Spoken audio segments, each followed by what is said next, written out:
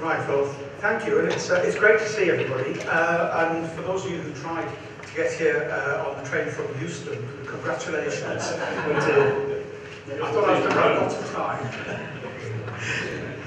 Right, well, this is the last time we held an all-SATS conference was about 3 years ago, actually, 2008, and we ought to have done it much more frequently, because we always enjoyed at the time getting all of the SATS members together. It was always far more productive in many ways than approaching and discussing things with each of them separately. What I want to try and do is give you a summary of where I think we are in the strategic plan and the delivery plan, highlight some upcoming initiatives, and look to the future. I think we all agree it's been a challenging 3 years, careful choice of words there. I think we've actually done an incredibly good job in achieving most of the objectives that we set for those challenging 3 years, but it hasn't been easy along the way. I want to start by just reminding everybody of our strategic plan and why it was designed the way it was with its 3 major objectives. It was designed in order to tackle the 3 objectives that are set for Research Council in our charter, and in fact the same 3 objectives appear in the charter, of course, of all of the research councils. And if I paraphrase the 3 bullets, the first one is to fund the very best internationally competitive research. The second is to make sure that the outcomes of that research are used to the benefit of UK PLC. And the third is to ensure that the public are informed, that the government gets wise advice from the Research Council and the research base. And our strategic plan and its 3 objectives were designed to do that, and the detail of that, of course, is set out in our delivery plan. What I want to do is give you an update against each of those 3 areas that were in the strategic plan and the delivery plan. But I want to start by emphasising that as the largest research council and the largest in the STEM area as well, and one that doesn't have any of its own researchers, we do not have institutes, we rely upon the research being undertaken in the universities, we can only deliver against those 3 objectives and against the targets in our strategic plan and our delivery plan by working in partnership with you. It is only through partnership that we can actually deliver what we have set out to do over the current period of the spending review, and I'll subsequently talk about what's happening in the plans for the next spending review. So where did we come from? The strategic plan was delivered in 2010. The timeline here shows you it. And subsequent to that, we provided a detailed delivery plan. This is in effect our contract with the government, saying what we will deliver in return for the £800 million a year that they will give to us to disperse to the research base. Council recently reaffirmed the overall objectives of the strategic plan, and we're currently just over halfway through the delivery plan period. We're around February 2013. Our current delivery plan and our budget runs through to March 2014. That's right. But we are going to have to start thinking about the extra year, which I'm sure will be added on as part of a discussion of an extended spending review, which will happen later this year. Triggered on the 20th of March in the budget, but we now know that it will be finalised round about the 26th of June in terms of budgets at a departmental level. I suspect that the budgets at an individual research council level may not be set until September, and we can come back to the reasons for that in a minute. So we're over halfway through our current delivery plan period. Council has reaffirmed that the overall strategic plan is right, and we therefore need to look at how we continue to do what we said in the delivery plan for the next 2 to 2.5 years. The context in which we're doing it, many of you will have seen this slide before, is a one where we're still having to do more with less. In other words, our budget is continuing to decrease. The budget on the admin side in particular is under a lot of pressure because the admin budget, as you know, was removed outside the ring fence in the last spending review together with capital, and all government departments have had enormous pressure put on them to reduce their admin budget. And in fact, given the Prime Minister's comments about preserving the ring fence on certain departments' budgets, health and overseas aid and so on, that means that if there are going to be further cuts in the admin budget of departments, it will fall on those departments that are outside that departmental ring fence, and BIS is one of those, which also means that if the science ring fence is preserved, that in fact BIS is going to be really tremendously badly hit by a budget reduction which it has to bear preferentially because other departments have had their budget preserved, and it can't obviously tackle a major part of its budget, which is inside the science ring fence. So we are going to come under an increasing amount of pressure from BIS, I'm sure, to further reduce our admin budget. What has happened that's been, I think, very good news, to be honest, over the last year is that the government has now announced a formal industrial strategy, and Vince Cable in September announced that, and at the moment ourselves and the various sections in BIS and other government departments are working on individual sector strategies. And those, as you'll see on the next slide, really play well into the EPS agenda and into the EPS portfolio.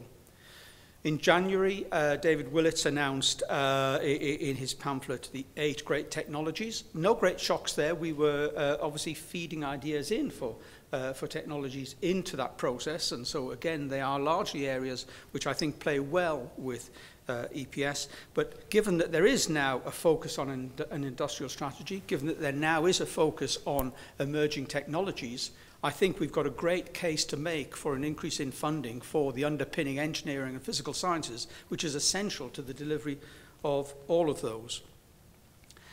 The councils, as you know, are undergoing jointly a triennial review. That was a process which was undertaken for the TSB towards the end of last year, and for the TSB is now completed. It started for the research councils at the beginning of January with an original timescale of completion of phase 1 by the end of March and phase 2 3 months after that. Phase 1 essentially asks the question, do we still need research councils?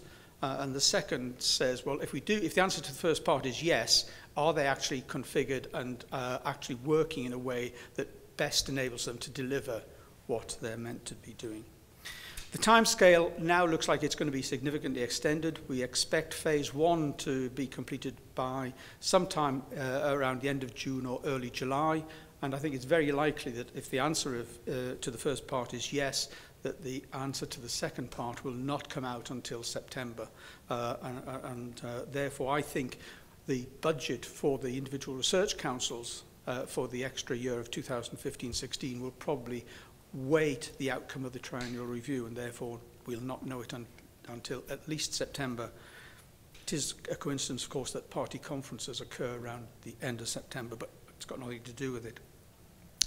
The next spending review I've already mentioned. The budget on the 20th of March triggers it off. Major discussions will occur from then through to the 26th of June, when departmental budgets will probably be set, and then individual research councils after that.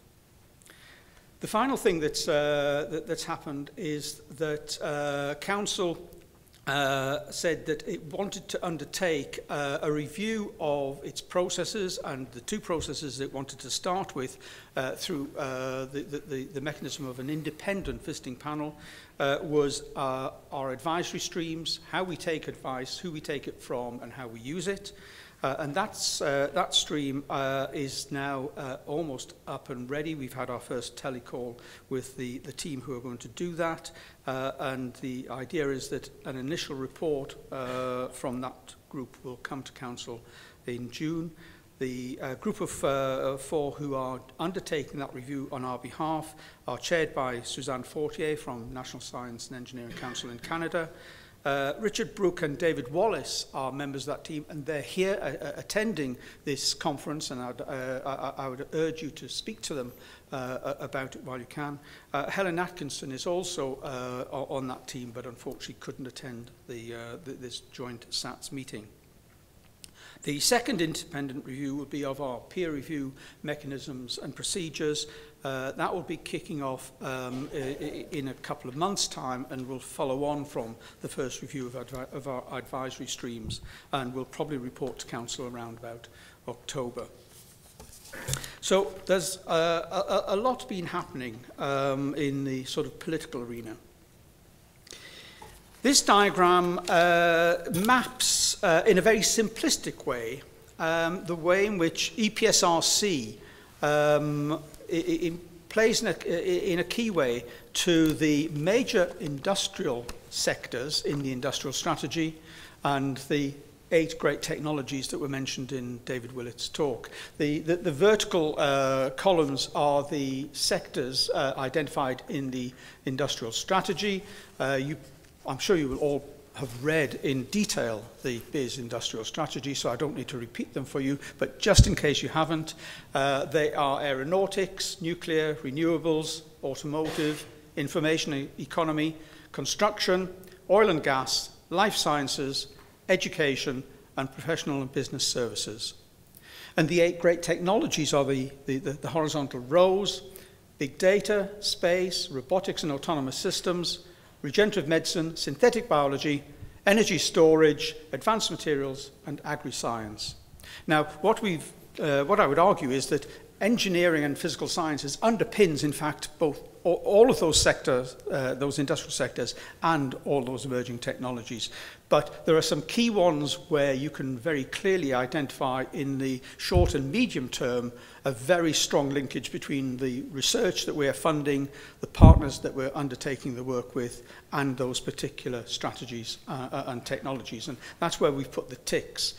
EPSRC currently has, we reckon, at least 70% of our portfolio directly linked into either relevant industrial strategies or those emerging technologies.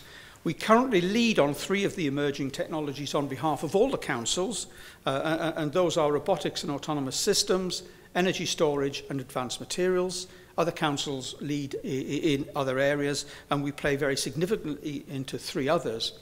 Perhaps slightly less significantly into some of the others.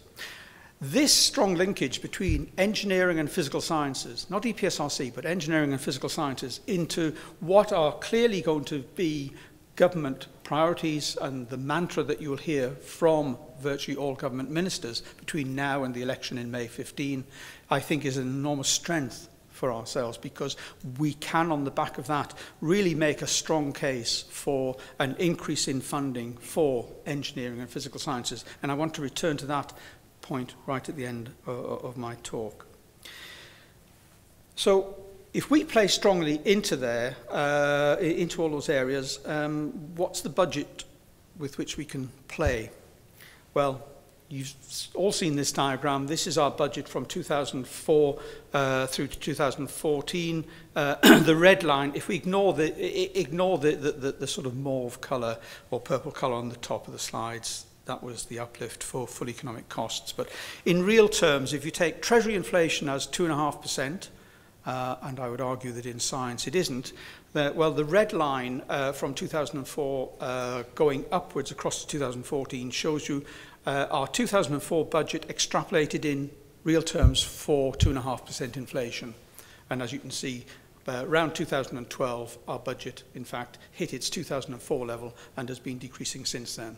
And I would argue in real terms, our cash budget, which was 3% down in cash terms when it was allocated, is probably somewhere around 15% down in real terms by the end of the current spending review. And if there's another year added to that, there'll be at least another further 3% to add onto that.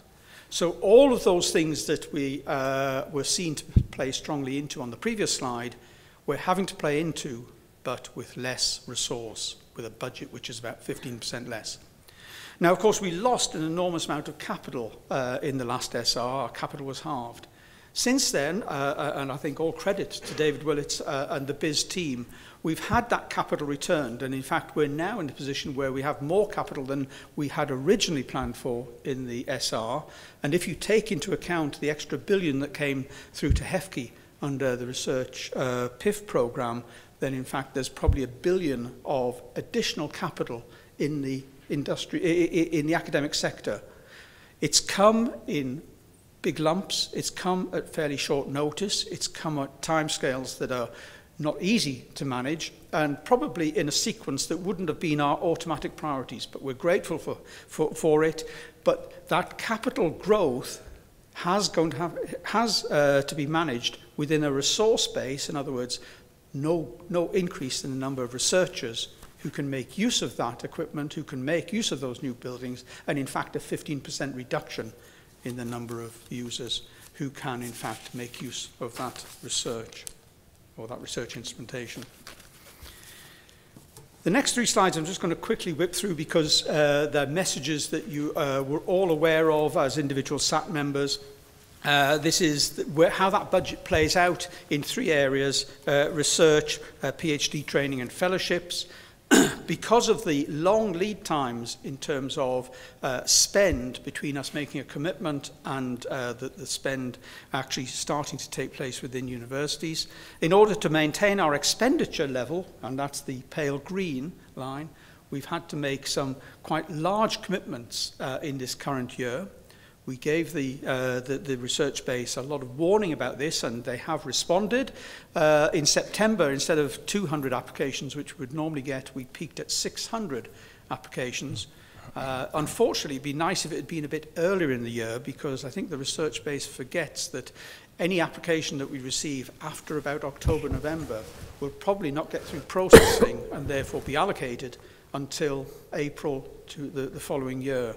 But we are putting out an enormous commitment this year, and that will enable us to continue our expenditure, which we're controlled by Treasury on, at a uniform level, going down by 3% or so per year, in line with inflation and the budget that you saw on the previous slide. The training budget, which is totally separate from the research budget, Council allocates a percentage of our budget for training. Goes out in fairly lumpy amounts, but again, if you look at the green line, which is our expenditure is pretty constant. The big peak that you can see in 2013-14 is because we make a big allocation to our doctoral training centres. We did one in 2008-9 on the far left of the diagram here. Another one going out in 2013-14. But of course, that expenditure is over a 9-year period. Each centre has 5 cohorts. The cohorts are there for 4 years. And so that big peak of expenditure, of commitment, is actually a uniform expenditure over a 9-year period. And then finally, in terms of fellowships, again, there was a small dip in expenditure on fellowships in 2011-12 and 12-13, but the big commitment bolus that we've put in place this year and a slightly higher level in 2013-14 and 14-15 will ensure that our expenditure on fellowships is maintained, and in fact will slightly increase again, despite an overall budget that is decreasing because of inflation.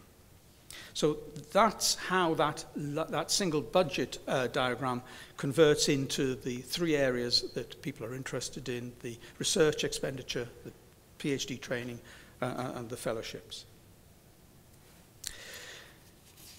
About 2 weeks ago, we pulled together a meeting of the framework universities, our managed universities, our key strategic partners, at a meeting the day before a council meeting, and so many of our council members were also able to attend. And I gave a similar sort of update to them, and we asked them how we should manage both the continuing delivery plan commitments through to the end of the current delivery plan period, but in particular how we should manage the discussions of the current spending review, which will be starting on the 20th of March for a 1-year extension to the existing spending review period, and then in the longer term, how we should manage the arguments in our approach for an increase in spending for engineering and physical sciences in the next comprehensive spending review, which of course will happen post the election in May 2015,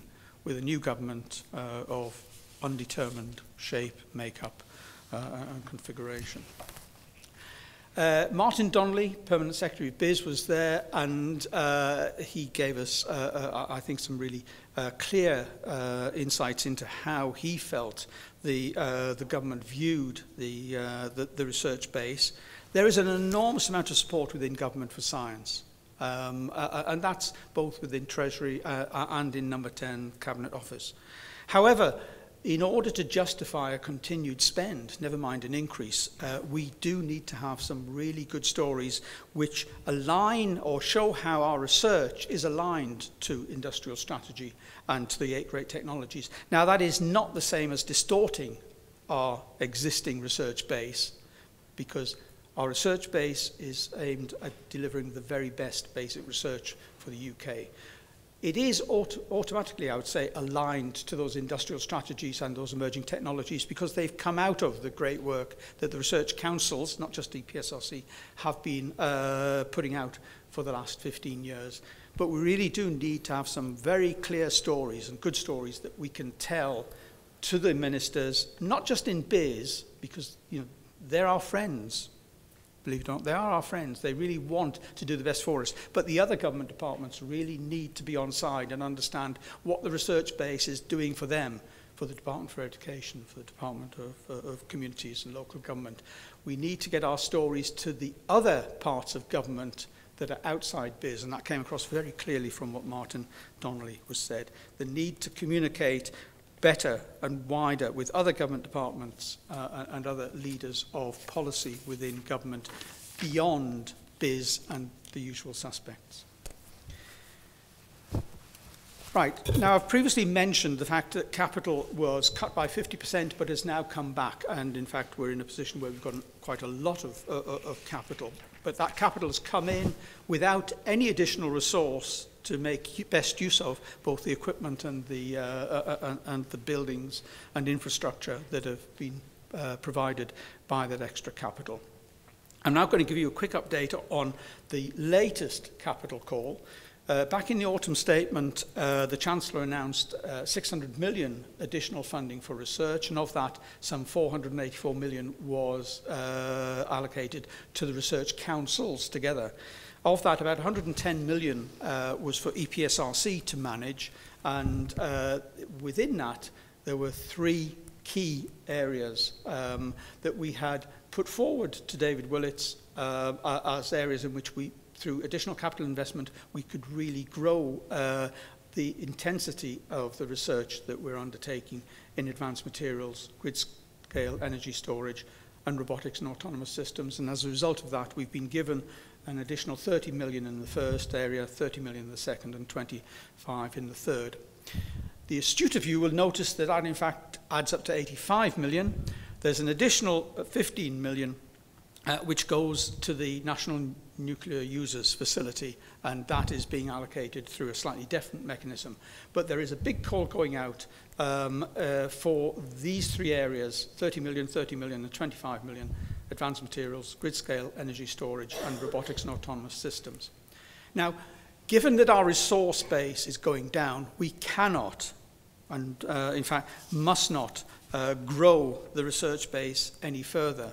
What we need to do is to build on the existing strength of our investments and make sure that the investment is placed in such a way that it's most accessible to the widest possible part of our research base. So we are going to put out this 85 million in a call, and you'll see on the next slide a little bit more detail. But the idea is to build on places and groups where we have existing previous investment, and therefore those who bid, the applicants who bid, are going to have to show that and demonstrate that they've had at least £10 million of research funding over the last 5 years in the area in which they're bidding. But that funding can come from a variety of different sources. This is not just EPSRC funding, and as you can see, I've put down EU, TSB, biz and industry. The calls are going out with an official launch on the 1st of April, so a couple of weeks' time. Institutions can only make one application per research area. So if you're bidding in all three, that's 3 applications only, 1 per area. The applications will not be submitted via JES, they'll be made via a business case, and the applications are going to have to show an alignment to the BIS industrial sector strategies or the 8 great technologies, because that was the basis on which we bid for the money and were given it. So we are going to have to show that linkage in order for the Minister to go back and bid for yet more funding. The money that's been allocated has to be spent in this coming year, 13-14, and in 14-15. And we're anticipating about half being spent in each of those 2 years. So we're going through this particular process because we have to make decisions quickly, we have to allocate the money quickly, and you, who are successful, have to spend it or invest it quickly. So the official launch is the 1st of April, the closing date is the 7th of May, decisions will be made and announced to the universities by July, and the money in fact will be allocated to the universities in their university equipment accounts. So there's a straightforward, rapid mechanism for both deciding on where the allocations go and making the allocations to the university. And you'll then have from July this year through to the end of March 15 to spend the money. The next few slides I want to use to give you an update on those 3 areas that were in the strategic plan: shaping capabilities, developing leaders, and delivering impact. In the first year of the delivery plan, probably the first 18 months, we put a lot of focus on shaping capabilities because we needed to identify those areas in which we were going to invest, those areas in which we would reduce our overall investment.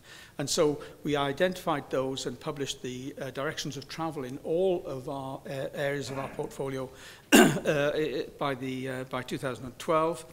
We implemented changes in the peer review process. They started in September, October last year and seem to be going extremely well. But what Council has asked us to do is to ensure that we monitor what the resulting effect is on our overall portfolio.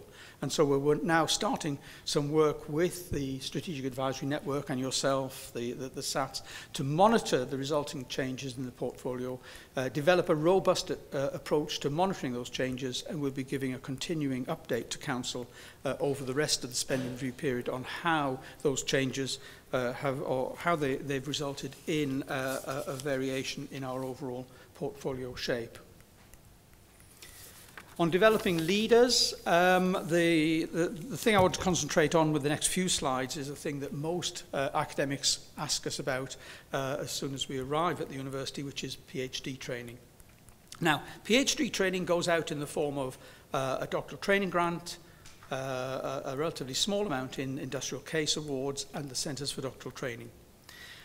First thing to remark is that the doctoral training account is still the biggest single award in PhD training that we make. It's currently some 85 million this year. It is larger than the CDTs, and that's a deliberate decision that Council made. Second thing to note is that currently EPSRC spends 25% of its budget on PhD training, up from 20% 10 years ago. Now, there's a question as to how, if we're bidding for additional resource, and we'll come back to that at the end of my talk, how much of that we should continue to put into PhD training. Just to give you some context, we currently, as a percentage of our budget, put 5 times more into PhD training than BBSRC, and 10 times more as a percentage of our budget than MRC. So we already commit an enormous proportion of our budget to PhD training. I think it's great value for the UK, but we have to decide if we're going to continue to grow that, do we grow that at the expense of the research base and the research funding? And that's a question I suspect will occupy us for both in the question and answers and also tomorrow in some of the breakout sessions. The CDT call itself, as you know, we're going to be putting out some 350 million in that CDT Call. We had a consultation during the summer last year, as a result of which we received some 400 suggestions for priority areas together through the online consultation, plus another 200 in direct submissions. So some 600 submissions altogether. You, as the strategic advisory teams, together with our strategic advisory network, were really key to us pulling that data together, and from that deriving the list of priorities that we put out on the web in December of this year. The call itself went live on the 6th of February. The aim, as you know, is to train our future research leaders and equip them with particular skills and a creative approach, which is going to be for the good of UK PLC, and where the UK PLC really needs some strategic investment in training. I'm happy to say that virtually every research council has joined with us in identifying that they will co-fund some of those CDTs that are relevant to areas that they feel are important. The closing date for the outlines is the 4th of April. So where are we with it, with this call? Well, we've been obviously sounding out the universities and the academic base and yourselves as SATs.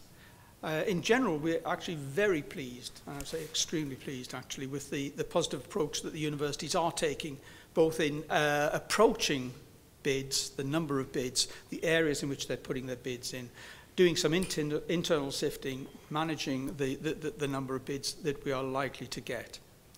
Early indications are that there's a good mix. It covers both single priority areas that we've identified in the 60 that were published in December, and some address, quite a few address multiple priority areas.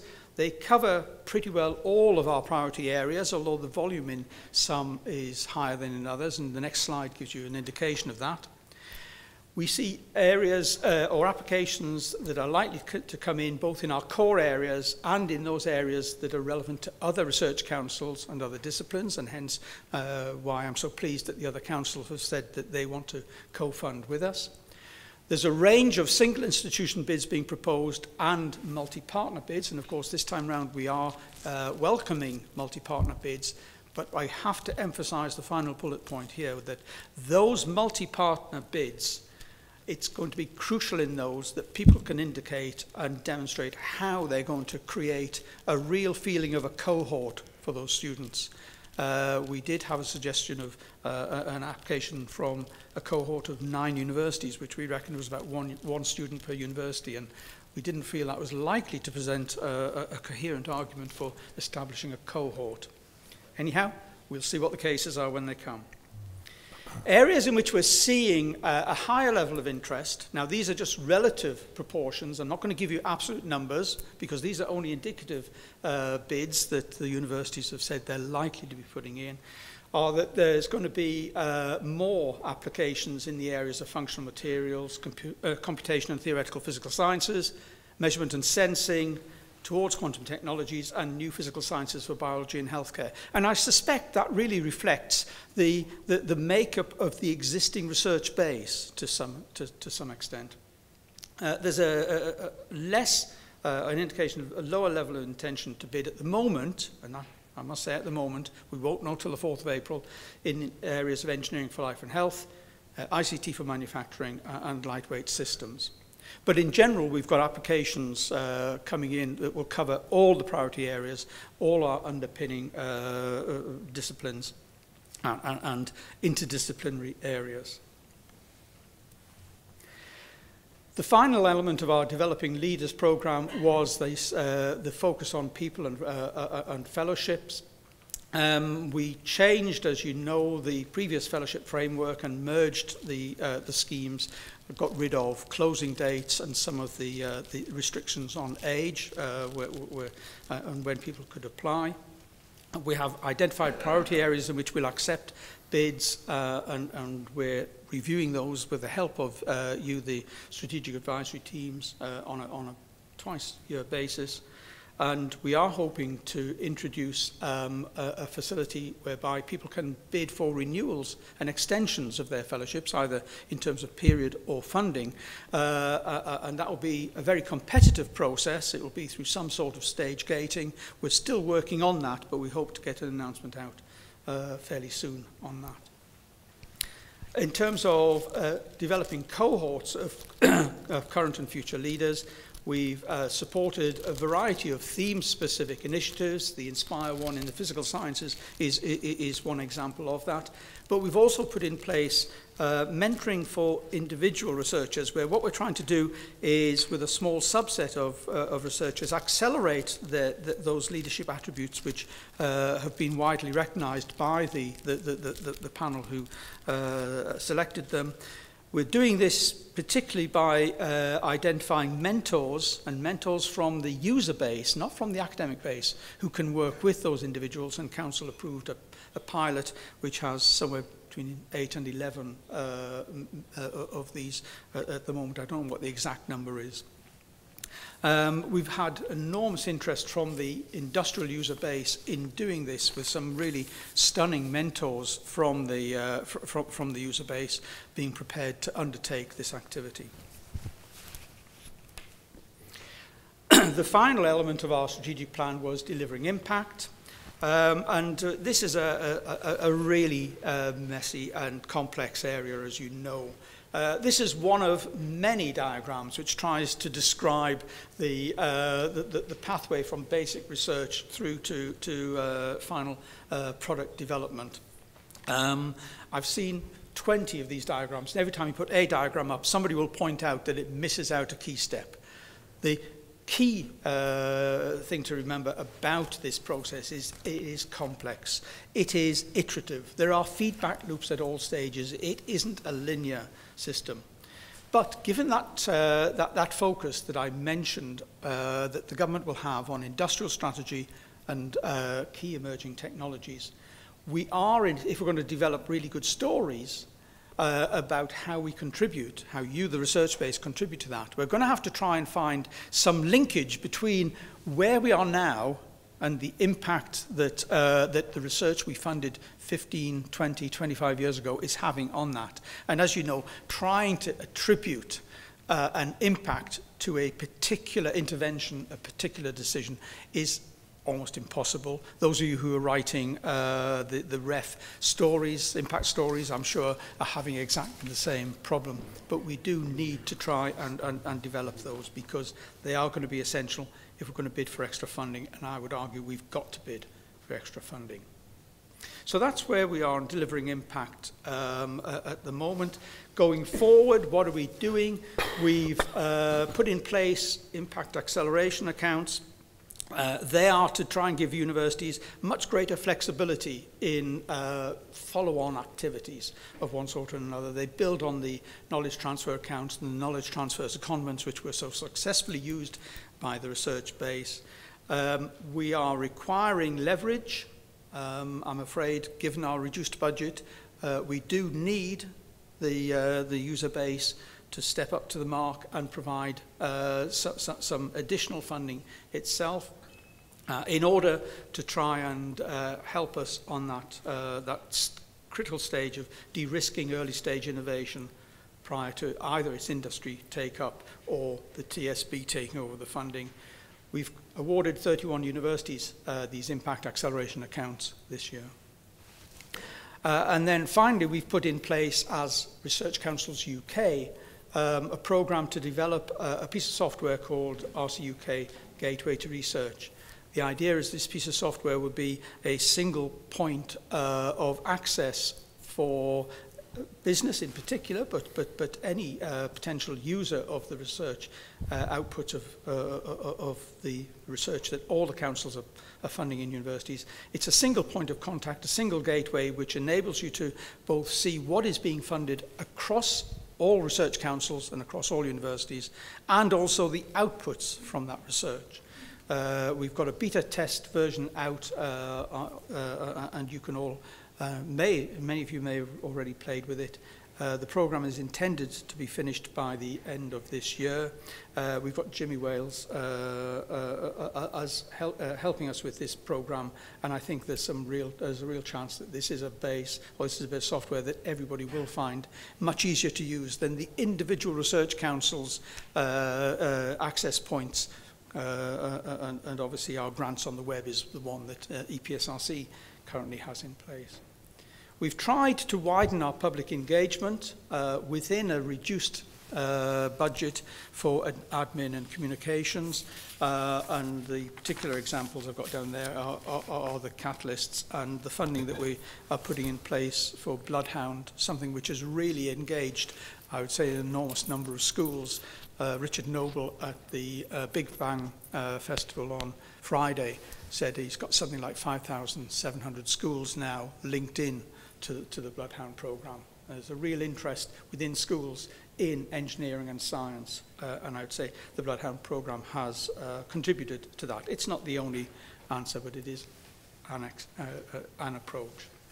What we're doing over the rest of the delivery plan period is a variety of different activities. This diagram is much too complex for you to particularly read from the back anyhow, but there are going to be a series of areas that we'll focus on.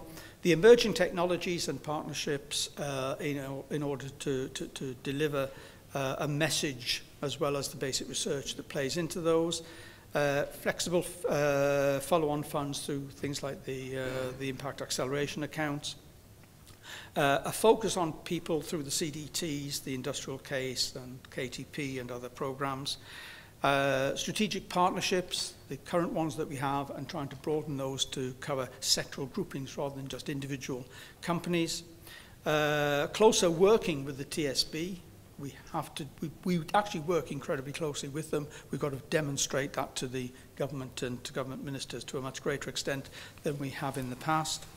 The pathways to impact and stage gating that we'll be introducing into fellowships, and working closely with government departments, particularly on the sectoral industrial strategies. So, we're coming, you'll be pleased to know, to the end of my series of slides. Looking forward, what would be my message going forward? First of all, it is that we need to persuade the government, and the government is pro-science, but we need to persuade them that they have got to increase the funding for research overall in the UK. But I would argue particularly in the engineering and physical sciences and in the training of people, and PhD training is one mechanism, not the only one that we might want to focus on. There'll be a series of key messages, and you've got 4 bullet points here, which you can all read, which are one way of providing key messages. There are half a dozen other ways of in essence, packaging what we're doing with you, the research base, but these we think are ones that may appeal to both the ministers and to the wider government. We need to particularly ask for more resource. Capital is no longer a problem. 2.5 years ago, I was standing up here saying, what am I going to do? I've got £28 million of capital, and 22 million of that is committed to JET, and that's an international obligation. So I had, in my first year of the delivery plan, we had about 4.3 million of capital for the whole research base. We're not in that position now. Where we are is that we have a reducing resource base trying to fund great work in both renewed infrastructure and using new equipment. We have to argue for additional resource. There will continue to be additional pressure on capital, but I think the research base has done a great job in showing that if the capital is there and it's given to us, we can make good use of it. And so we're not going to say no to it. Council had a long discussion about whether they should or shouldn't, and in the end they said we must take the money and we'll sort out the problems, the subsequent problems later. But those problems are mounting, and at the moment we're making commitments on our resource budget for 2015-16 and onwards on the basis of the capital inflows that are coming in. And we need to be aware of those and not just blindly say, yes, we'll take another 600 million in energy or wherever it happens to come. So the key message I would say is that we are going to have to together advocate not just for an increase in research funding, but in particular an increase in research funding for engineering and physical sciences. And why should we do that? This slide, some of you will have seen, others may not have. The diagram on the right, if we start on the right, Biology's Research Footprint, this is from a paper in Nature in 2012. And what it shows, just look at the high-level diagram, at high level, the pale yellow line, the one at the top of the diagram, shows the increase in research in life, biological and biomedical and health sciences. Now, in fact, because it's very difficult in the US to add up all of the sources of funding, the authors of this paper used as an analogy square meterage of laboratory space. So what is plotted here is square meterage of laboratory space assigned to particular areas. And as in all developed nations, there's been an enormous growth in life and health sciences, and so it should be. This is the century of biology. But the US have, in that intervening period, also grown the underpinning engineering and physical sciences and maths and ICT. And the light blue line in that cluster of 3 in the middle is engineering, going up from about 1.5 million to 3 million. So engineering has grown, has doubled in that same period. Physical sciences has grown, although that's the dark blue line and it's flattened off a little bit. But what this diagram shows is that the US not only has it invested in life and clinical sciences, but it's grown the underpinning maths, physics, chemistry, engineering, ICT, on which those health and life sciences absolutely depend. The figure on the left is some data we pulled together from the BIS website. And what we've done is add together from 95, 96 on the left through to 2008-9, which was the last figures that we could pull together, the investment in public sector research investment in life sciences by totaling BBSRC, MRC, DEFRA, Department of Health funding, and saying all of that is life and clinical sciences. And over that period, 95, 96 to 2008, as with the US, we've seen a growth. In fact, the growth is corrected for inflation. That's a 40% real terms growth. And that, of course, excludes the funding going into life and clinical sciences from the major charities, 95% of whom are in the medical area. You know, the Wellcome, CRUK, British Heart Foundation, that's another $1 billion a year from those alone. But they're excluded. So this is public sector funding going into those areas. And the blue line shows public sector research funding going into every other area, every research council, every other government department. MOD is the biggest of those, but what it shows is probably a minus 10%, a 10% drop in real terms in funding in the underpinning engineering and physical sciences, and that is not sustainable, and we've got to get that message across. This is not a plea to take money out of health and life sciences. It is the century of biology. We need to grow that, but you can't continue to grow that while shrinking your underpinning engineering and physical sciences. So that's the message that I think we've really got to get out there. And we can only do it by working, as I said right at the outset, with you as partners, both the universities, the strategic partners we have, and in particular you as our strategic advisory team members. The advice that you give us is absolutely invaluable. We could not do our job without the contribution that you have made to us. It's absolutely essential. There are some examples here on mapping the research landscape, the work you did with the Strategic Advisory Network in taking those 600 inputs we got to identify priority areas for the doctoral training centres, and so on. And so I want to finish with a thank you to everybody in this room, because I know it hasn't been easy, but you have done, I would say, a remarkable job. You've enabled the EPSRC to actually hit some really challenging targets. We've still got another 2.5 years of the current spending review to go, and probably by September another year, 15, 16, which will take us past the election. But with your help, I'm sure we can do it. And with your help, I think we've got to go out there and advocate both for the research base to be increased in terms of total spend, but in particular engineering and physical sciences. And thank you very much.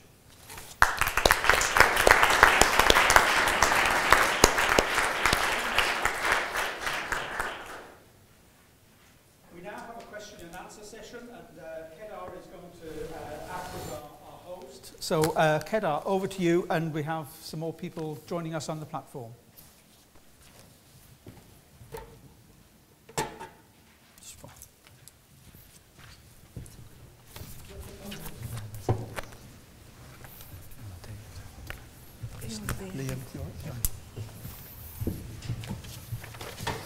Well, good afternoon, everyone. So this is an opportunity really for what will hopefully be quite a lively discussion with Dave and the other panel members. As Dave said, the intention was to stream this online. As we aren't able to do that, we are recording this session as well, and hopefully the whole of the 2 sessions will then be put up on the website fairly soon. So joining Dave on the panel are Leslie Thompson. Leslie is obviously known to many people in this room and outside, currently Director of Sciences and Engineering, and has overall responsibility for the delivery of EPSRC's portfolio. Next to Leslie is Liam Blackwell. Liam is theme leader for the ICT theme, so has overall responsibility for delivery of research and postgraduate training in that theme. And the ICT theme is one of a number of capability themes, so Liam brings that perspective to the discussion. And then finally, John Baird. John is theme leader for the digital economy, which is one of our challenge themes in EPSRC. I suppose I was all primed to say to you that we had invited many questions online over the last couple of weeks from the external community and had received many such questions. Unfortunately, only one of those 2 facts is true, and in the absence of receiving a single question, the onus is on you in this room to make this a lively session. No pressure. So no pressure. Okay, the house rules before the hands go up. Put your hand up if you want to ask a question. Wait for a mic. We have Hannah and Alex with the roving mics. Please do say your name and your affiliation, especially as we are going to be running this externally after the event, and then ask a question. I shall try to direct your questions in the first instance, and then we'll see how we go from there. So the floor is now open. Down here at front. Thanks. I'm bursting to ask this question. How do you plan Can you say who you are, please? Oh, so sorry. I'm Ijom Richebe from University College London. How do you plan to capture systematically impacts? So what's the plan for systematically capturing impacts? And how do you measure how far you have delivered on the plan? Because your presentation didn't have any impacts that I could see, really. And the third thing is, do you employ a parliamentary lobbyist? And, do you think that you should employ a parliamentary lobbyist? Do you want to start, Dave? Let me start. The easy one to answer is the second one. We don't employ a lobbyist, and in fact, we're not allowed to lobby. In fact, we may not attend party conferences, and that's true of all civil servants, that they should not get engaged in what are seen as party political activities. There's nothing to stop any of the organisations you represent from lobbying on our behalf, but we cannot. How are we going to systematically monitor impacts? I mean, we've been trying to do this for quite some time, and I would say we have got quite a lot of stories that we have released already and that we are collecting, both individually through ourselves and through RCUK. The Gateway programme is meant to do that, and of course that builds upon the 2 data collection systems, the research output system and what used to be called eval, but it's now called ResearchFish, both of which are designed to collect outputs from research. So we have a variety of mechanisms for doing it. I suspect we're as successful at doing it as you probably are in writing your ref impact statements. So I could perhaps ask you for some advice as to how you've determined that by October this year. John, did you want to? Yes, thank you, Carol. Yeah, I'm just interested just to pass over a comment really that in digital economy, which is quite an applied cross-council challenge area, so it involves the EPSRC, the ESRC and the AHRC, the Arts and Humanities. We decided last year to do a review across the portfolio, so not just the EPSRC bit, but also the Arts and Humanities and the Social Science bit, an impact review. So, and we modelled it on the quite successful EPSRC international reviews, but we did it at a third of the cost. So we basically had some overseas people, some users, and mainly UK-based users and academic people. So we trawled through all the major investments in the digital economy, so our 3 big hubs, and our CDTs. We brought them into Polaris House, and then we had lots of interviews utilising digital technology, as you'd imagine, Skype and video conference and stuff. So we managed to get through the panel quite a good analysis of the portfolio. So the panel was led by Andrew Herbert, who some of you will know, ex-council member, EPSRC, ex-head of Microsoft Cambridge. And we had a number of other overseas and international people, as I mentioned. So the key point really was that we wanted to try and get an assessment of the sort of impact. So bearing in mind, we are still operating in the Research Council space. It's not making products as such, but it's taking the fruits of things that come out of the ICT theme or from other areas in sort of responsive mode in other research councils and trying to apply them in a more cross-discipline way. And the panel were really very pleased actually with the way things were going. And they actually said it was something that the Research Council should be very proud of, the way that the impact seems to be generated. And it was mainly driven by the fact that bringing people together across disciplines and tackling topics in a sort of challenge-based area, looking at a real problem, whether it's social inclusion or pervasive computing, whatever the problem was, from a very society-driven question actually made a big difference. And so they've held that the Digital Economy Impact Review is a way for all the cross-council themes to look at impact, and we use the RCUK framework for impact as a sort of basis, and the panel were able to populate that framework with lots of examples of societal, economic and other sorts of benefits to populate it. So they said, considering the things been going for just over 4 years, they were very pleased with the trajectory on the way to impact. But they did make a number of recommendations, things like work better with TSB and other organisations like that to really get the outcomes and outputs more widely disseminated so people could take up the fruits of the research and training. Thank you, John. Dave, you wanted to come back? Can I just come back on that?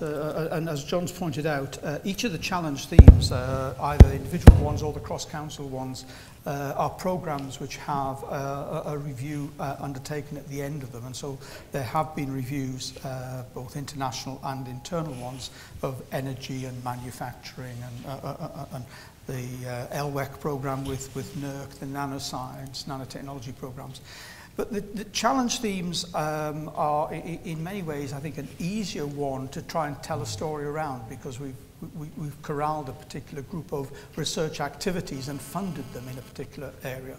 The harder one is that underpinning engineering, physical sciences, and there we've worked with the professional organisations like the CMS in producing a review of the value of maths, with the Royal Society of Chemistry, the Institute of Physics on the values of physics, the values of chemistry.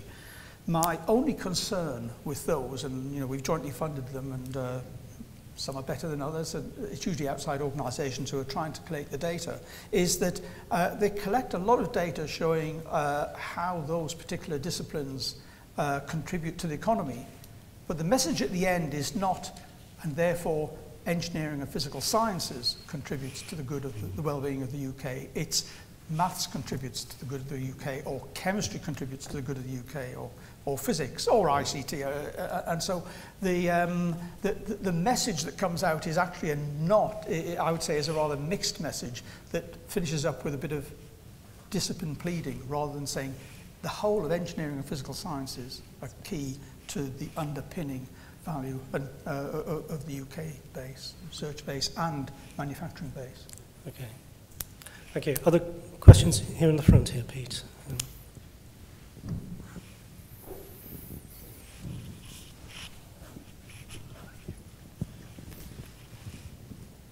Me first? Yeah, go for it.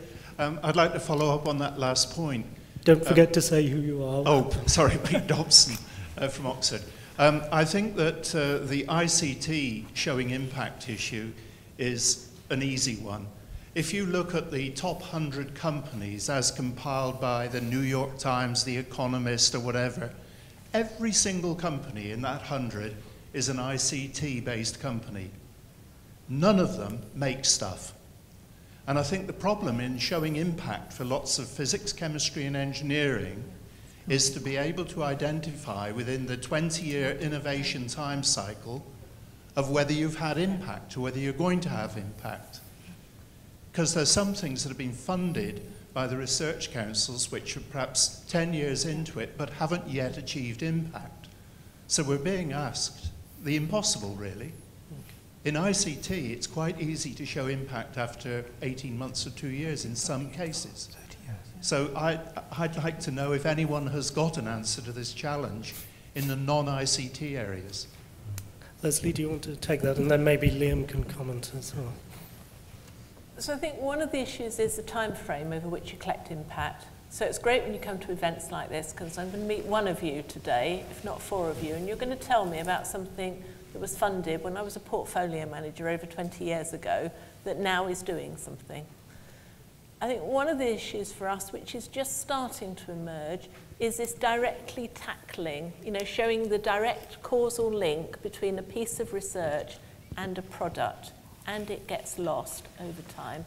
And we're just starting to get some feedback from people doing ref case studies, where we thought actually ref case studies for engineering and physical sciences was going to be an absolute perfect answer. It turns out that tractability in engineering and physical sciences, which is what you need for ref, is proving incredibly difficult.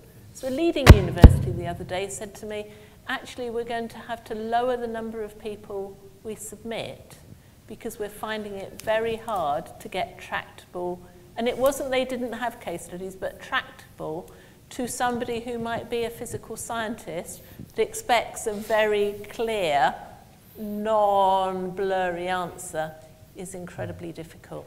And I think that's something as a community we have to work together on. I agree with the ICT stuff, but actually we've been doing ICT for 30 years, and some of the stuff that's coming out of ICT was from stuff that we did 30 years ago. Only on Friday, somebody was telling me how their life was changed by the ALVI initiative. Well, golly, that must be 20 years ago. Yeah, Dave's just written ARM. It's an obvious example. But I think together we have to get better at telling the stories long term. And I'm hoping research outputs will give us something towards that. Actually, when we can get in and mine all the ref case studies, that will be an absolute treasure trove, provided we can get in and mine it before we have to prepare the case for a really substantial spending review. Liam, do you want to comment? Yeah, I was just going to pick on something, and it goes back to something Dave said, and I think that's to do with the fact that victory has many fathers and defeat is an orphan. Because actually, yes, there are parts of the ICT landscape which it happens more quickly, shall we say, and it's sometimes more attributable. But I remember Tom Rodden standing there with an iPad in his hand and making a point about the lack of profile of the impacts in ICT, and pointing out that the Institute of Physics, and apologise if they're here, they'd mentioned that the physicists helped create the iPad because of, or iPod rather it was, rather because of some of the work that had been done by physicists, and that was true. It was true for them to say that. But the point he was making was that there was also all these contributions in battery technology and software and everything in algorithms and everything else. And this is the part of the problem, that we need to be very careful about not going to these discipline boundaries, because actually a lot of the impact requires multiple actors and multiple contributions, and that's part of the problem of attribution if you get down to this claiming impacts to a certain discipline. Can I just have something as well? Okay. I mean, I remember at one time, so we spoke a lot about this in the past, certainly when I was head of chemistry, and people like Dave Lathbury, who is on the chemistry SAT, I think still, he did some interesting work looking at where medicines had come from and the top 20 blockbuster medicines in the UK, and he found the vast majority of them actually were attributed directly to people who'd been PhD students, SERC, SLC, or EPSRC's PhD students. So the impact, we've got to be quite creative, I think, when we think about impact. It's not just a product from a person, it's a multitude of skills and the environment, the open innovation environment that you've got in the UK that makes the UK a really good place for doing things. And we've got to be quite smart and quite clever at presenting this suite of information. And case studies are great for doing it, but sometimes they do miss the point. And the skills angle, I think, is what has got some of the major world-class pharma companies and aerospace companies and other companies in the UK, and is actually still attracting them in, you know, because inward investment's a big thing as well. Can I just add one final comment, which is, you know, this isn't easy, and there isn't. If there was an obvious answer, then you know there are enough bright people, both in the UK and the rest of the world, who've been trying to do this, that we would have found it. There isn't a simple answer, but we shouldn't bang ourselves up because we haven't found a unique answer. We are visited by research funders from the rest of the world who walk through the door and say, "Look, you know, we haven't got the answer, but the UK seems to have a better answer than the rest of us." We are actually pretty good at doing it. We're not perfect, but don't knock ourselves. I'm not trying to be complacent, but let's not also knock ourselves. We actually do a pretty good job in producing these stories and trying to trace these. What we're not good at is then standing up and selling it to the ministers and converting those into cash. Okay, can I just ask those who want to ask questions to keep their hands up for a few minutes so I can... 2 and 3 and 4. Okay. If we come to the middle here, then the back, and then come to this side. Hello, I'm Peter Main. I'm the interloper from the Institute of Physics. I just wanted to come back to the lobbying point. Dave, when you were talking, you made the point, or just in your answer, about the separate reports for physics, chemistry, and maths, and so on. But you tried to make a case for engineering and physical sciences. Now, all the feedback we got from BIS from the last spending review when the ring fencing occurred seemed to make the case that at this stage at least we should be making the case for the whole of science and engineering. And really what the question is at what point do we break ranks? I mean, I know this is a difficult point, but you certainly made the case in showing the diagram with biological science, medical sciences, the difference, that we should be very much going for EPS. But at the moment where we are, and of course we will be doing quite a lot of work between now and the summer, trying to make the case. Where we are is trying to make the case for science rather than separating it out. Yeah, Dave. Let me give my simple answer, and Leslie may want to chip in. I would say yes. I mean, the case at the moment has to be for an increase in funding for basic research, because every other competitor nation is investing more, so we need to do that. When we break ranks, and you know, the feedback we got was that we did a great job. Oh, sorry, the community, did a great job for research, going in and lobbying with ministers, companies, and so on. But we then dropped the ball when it came to arguing for EPSRC. I would say when we break ranks, what we shouldn't do is break ranks to argue for physics or chemistry or maths. We should argue for engineering and physical sciences. You don't hear the MRC arguing for more money for arthritis research or cardiac research. It's more money for medicine. And we should be arguing for more money for engineering and physical sciences and forget those discipline breakdowns. I couldn't agree more. Just look at what happened to medicine last time round. The medics might have their differences behind closed doors, but when they go to argue for their funding, they absolutely have a single message, and that's we must invest more in medical research. We need to get better at that. Okay, and bearing in mind that people will be watching this live, and there will be people perhaps not in positions of influence, what might they do? It's probably worth just exploring that a bit. Because there are people in this room who perhaps have the connections, but what is our message to the broader community? If I've stumped you, we can take another question. I'll just this is a bit trite, so I apologise, but I think that I think a lot of the research community need to actually think around the connections that they do have. So when ICT ran a workshop on how to make ICT exciting, we actually had a lot of discussion about influencing policymakers. Okay, and the problem was initially people were thinking just in terms of influencing EPSRC. They'd not considered all the other policymakers that they potentially engage with and all those routes to policymakers that they engage with as well, whether it was their companies they collaborated with, the societies that they were engaged in. There's lots of routes for people to take, and I think they can think around those. Okay. There was a question at the back, I think. We go there, and then we'll come to this side.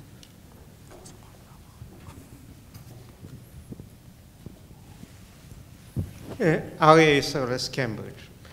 EPSRC is taking the lead on 3 out of the 8 great technologies, but not on big data. Now, the core methodologies of big data are mathematics, statistics, computer sciences, and information engineering. They are all within EPSRC remit.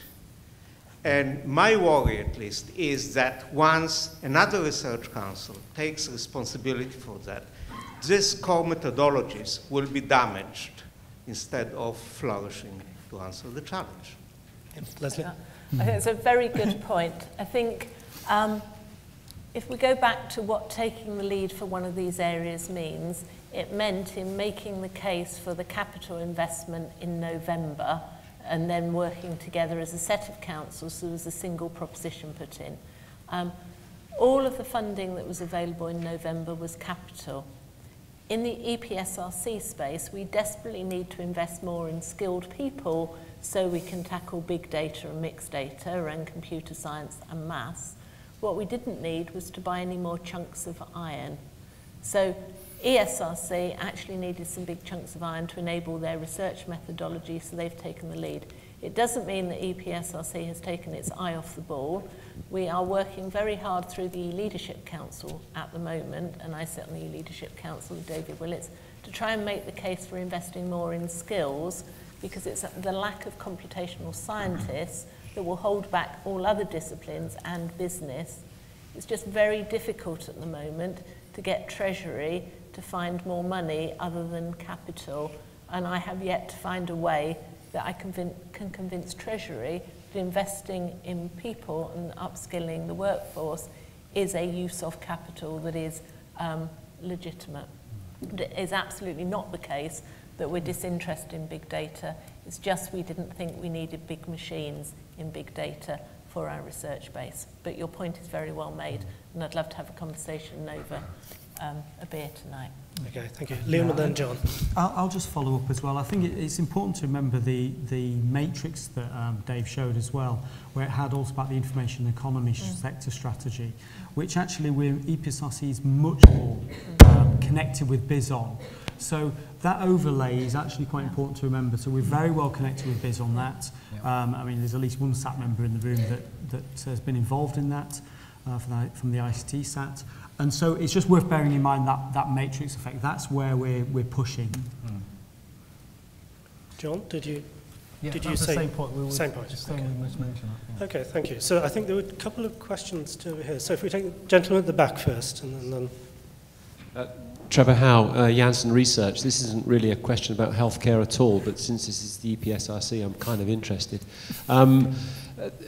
I've heard several sort of statements about selling a better message to the central funders, really, also on impact. We've even heard a question just a few moments ago about messages for basic sciences.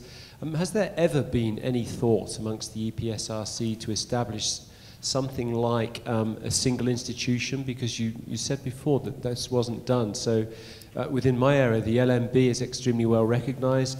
Does that make an impact on government? Does that help funding for the MRC? Does the Brabham help the BBSRC? Is there a case for an EPSRC institution?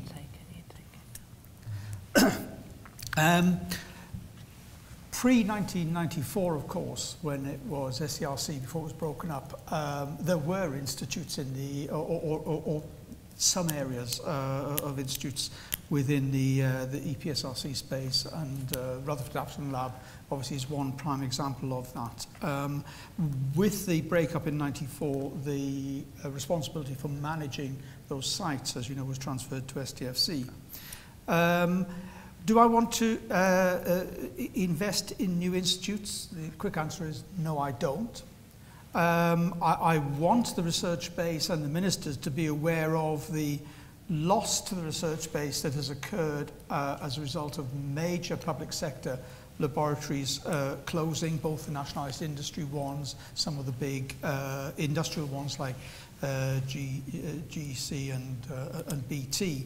But I would say that since 1994, both EPSRC in the way that it has structured its funding and the way that it works with its community, and to be honest, the academic base have really responded to the fact that there isn't an institute and have created critical mass activities which have in many ways replaced those.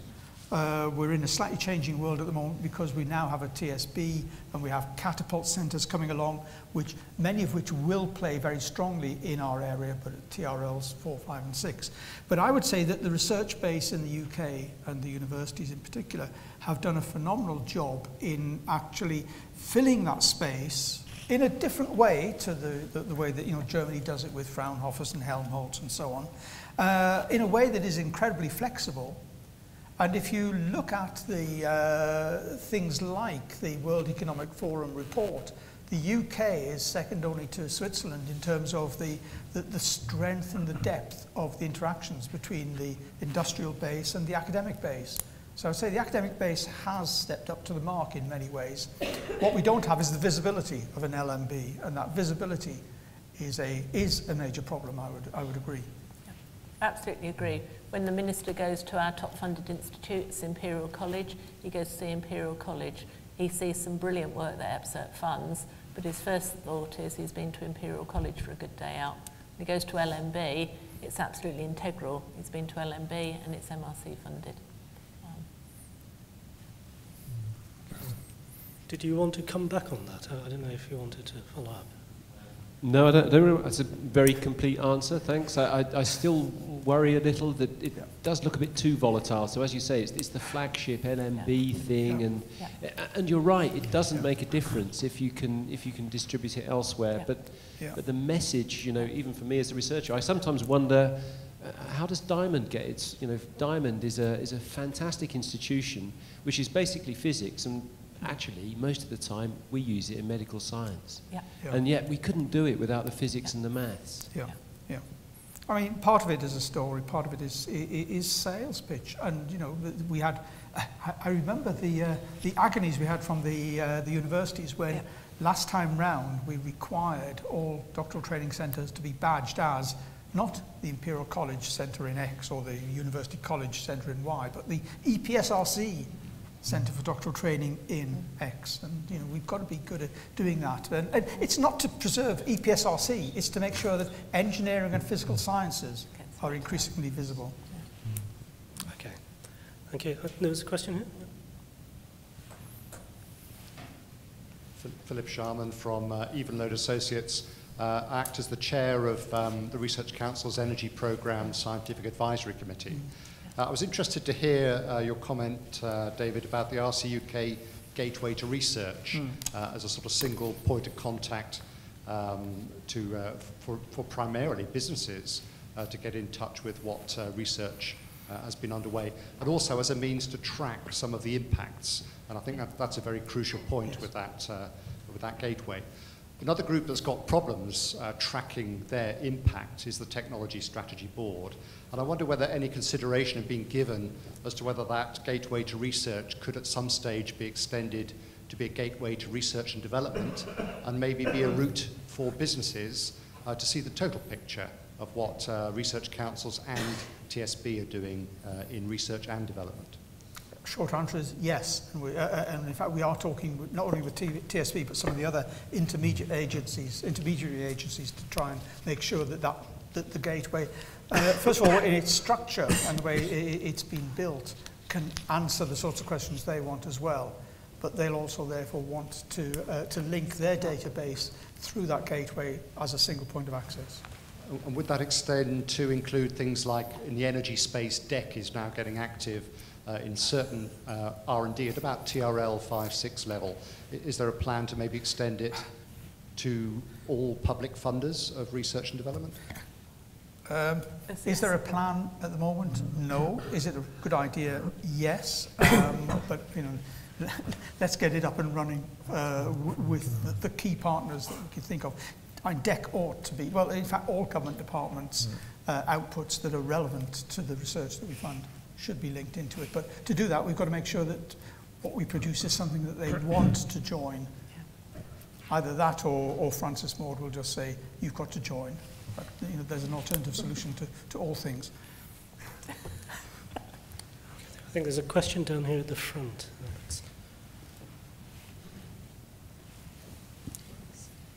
Hi, Alicia Elhosh-Keel. I actually was going to change the topic, if I'm allowed a little bit, and that is we've been talking about monitoring the changes that you've had on impact outwards, but it's also useful to monitor the changes on the community as a whole in terms of how the community, and really, I know we had a lot of angst about the word shaping at one stage, and you've presented what are an enormous number of successful programs. We've just had in the healthcare SAT this morning, and there's been a lot of money put out in some really exciting centres, a lot of really positive things happening. But I think on the other side, one has to look at the community of new researchers and new academics coming forward.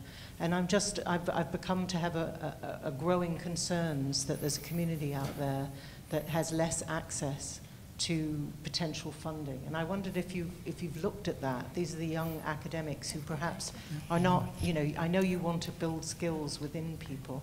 And my second aspect of that is also to look at the multidisciplinary community. And the way I would look at that is in terms of the impact acceleration accounts, where when you focus and concentrate on a number of universities, whether you're losing potential impact by leaving out smaller universities that might be part of a multidisciplinary agenda. So there's two questions. Okay. So I'll take that. Yeah. Okay. So the first issue, actually, if you've looked at the early indications that universities have put in on REF submissions, we're seeing a real increase in growth in numbers of people being planned submitted for EPS, and a real decline in arts and humanities. At a time when our budget's falling. We currently can't, last time round I think there were 12,500 active researchers returned to REF in our space. We currently only support less than 5,000 of them. If the population's going up at a time when our funding is falling, you can see unless people go to places other than EPSRC for funding, they're not going to see research income grow, or they're going to have to displace somebody. And that's a real worry. And I think that's part of the case that we have to make for our baseline increasing going forward. We've also seen the very successful outcome from our community of securing the funding from HEFKE for PIF. Majority of that funding went to engineering and physical sciences, and those universities that were successful in that competition have already started to have conversations with us, and now we've got the infrastructure. Can we talk about how we get some resource into those centres? So there is a problem that it's important that we signal. Only this weekend we've signalled it to BIS that we think there are problems. We'll continue to track numbers. As for young people coming through the line, we have first grants. We will review that this year, I think, as soon as we've got the Centres for Doctoral Training over. Some data that we've done would indicate if you apply for a first grant and you're successful, your success rate longer term is not good, whereas if you just apply for a standard grant and successful, your success rate is better over time. We need to do that working in partnership with the universities that are making the hirings and understanding the full picture. And we don't want to rush to that, but we are worried that at a time when our budget is falling, for all sorts of factors outside our control, the university research base in EPS is growing. And that's good because people have realised the value of EPS, but there's a shortfall somewhere and I can't quite square the circle at the moment. So we're acutely aware of it, and we look at it at single discipline areas, we look at it across the patch, when it comes to multidisciplinarity and impact acceleration accounts, actually for the first time that I can remember, when we took the proposal to Council, Council said don't just give out impact acceleration accounts in a formulaic way. When we looked at our funding distribution across universities, for the universities that didn't have a huge income but had a significant income from us, we then held a competition and tensioned those against each other.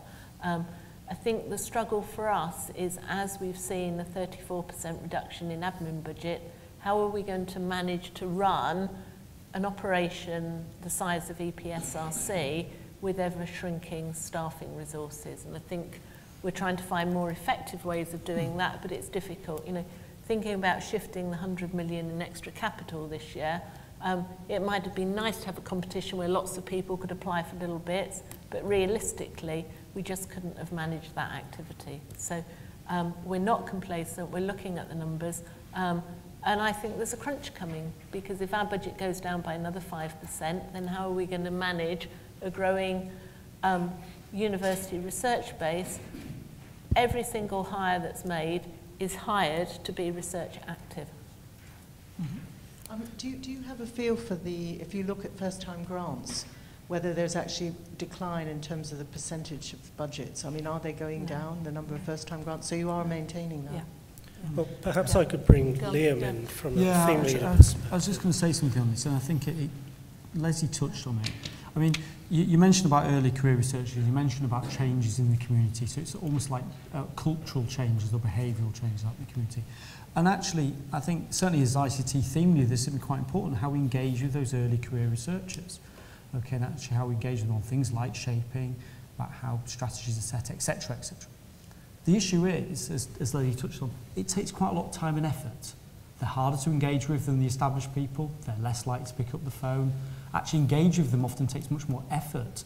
I mean, ICT workshops, we often have pre-sessions for the early career people that are going to come along to brief them and to get them up to speed like their more established colleagues. I think that's great. That's good that we do that. The issue is it takes time, it takes resource. And I think Leslie hits on a point. Actually, it's going to become increasingly difficult to do that engagement the more EPS as a research council comes under pressure of its staff and its resources. I think if you're going to turn to a feudal system where you have the, you know, within the universities, you have the big names getting funding. I mean, that's a decision, and you know, I get a lot of funding. I'm quite happy in the position I sit, but I think it's interesting whether you then need to look at the community and say, shall we make sure that these feudal systems support the young people? And in which case, making them included on the grant is part of a success strategy, rather than just bringing all the big names in. Because I think there's a danger that we're going to lose and disenfranchise that community quite badly. Can I just pick up one point? I think it's absolutely right, and just at lunchtime I had a conversation with somebody.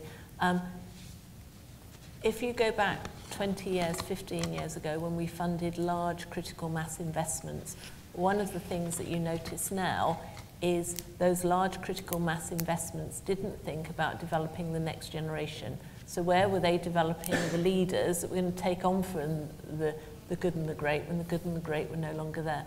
I think we've learned a lot, and we're thinking quite hard about that. And one of the things we're quite clear about when we think about things like programme grants is it just one big name, or how are they developing the group? And one of the things we see very often with things like platform grants is that developing of other people is a real discriminator between those that get renewed and those that don't.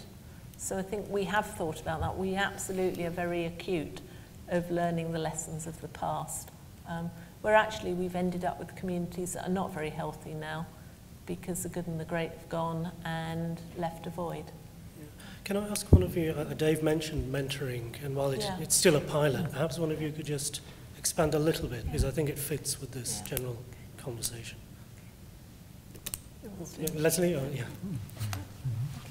So, thinking very hard about not how you become a research leader, but how you become a leader of research. There are certain skill sets that you need. And very often we've seen that as a limiting factor quite often. So we started a pilot, we tried with one individual, mentoring them with business, somebody we thought had great potential for the long term, successful international science in the UK. That worked incredibly well. We've now expanded that to, I can't remember the exact numbers, 11 I think it is. 11 key young people with great potential that we've paired with somebody from industry, and we're working on how that's going, evaluating it slowly.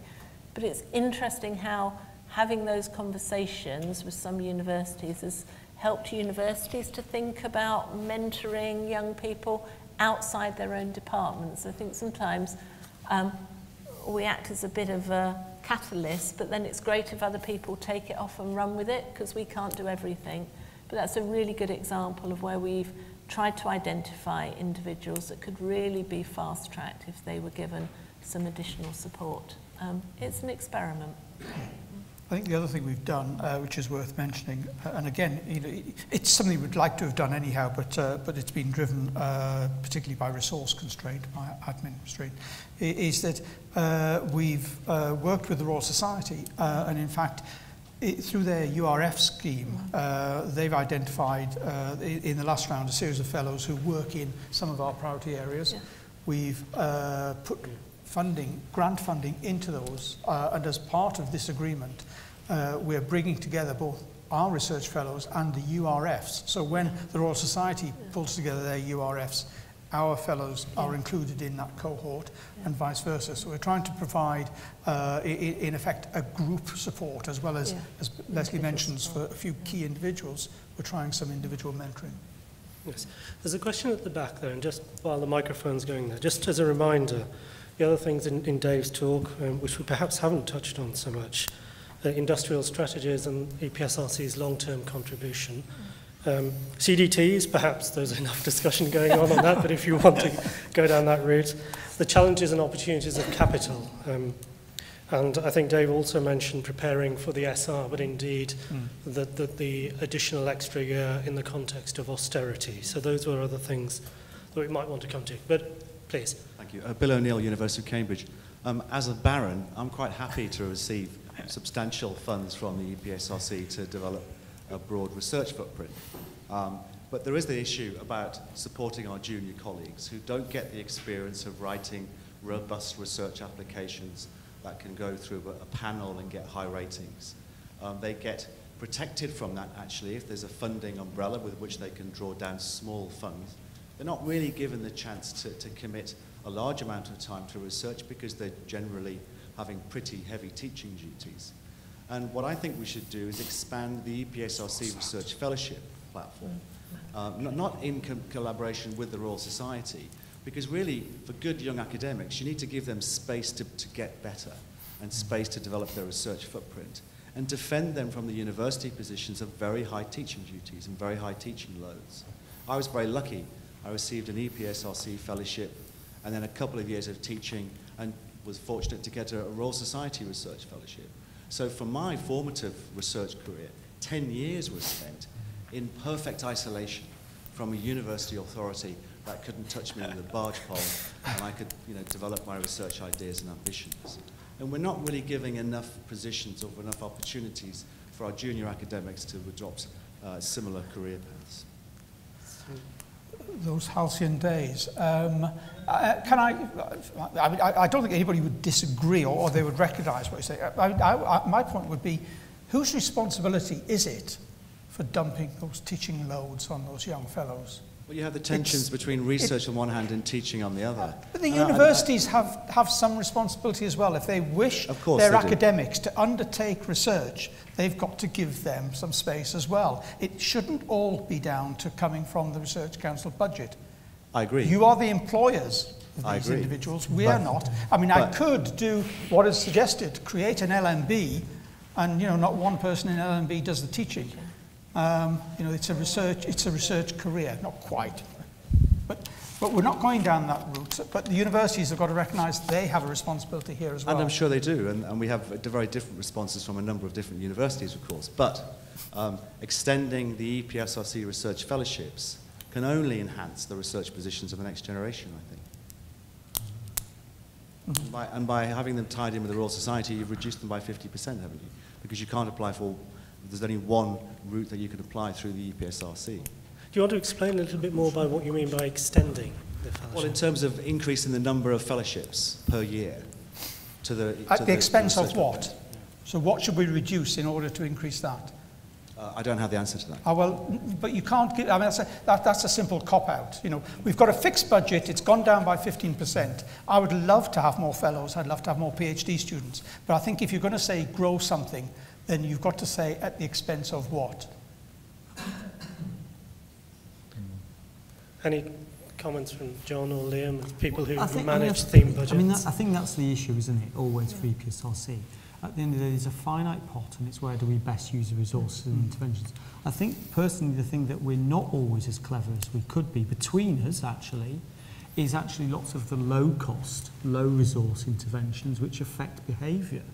So, I mean, this touches on developing people and impact, actually. So ICT ran the ICT Pioneers competition. We had relatively small buy-in from industry, very high profile. Dave Willits was told by BIS he should attend. Okay, so very low investment by the companies, actually, but it also was about getting early career researchers, PhD students, etc., rather, to actually think about the impact that they've had. It was about a way of them winning a prize, of stepping forward. I think things like that, it's not necessarily the perfect example for this part of the discussion in terms of fellowships, but it is the issue about what we can do that's potentially low resource, because actually the research grants, the fellowships, the studentships, all cost a lot of money.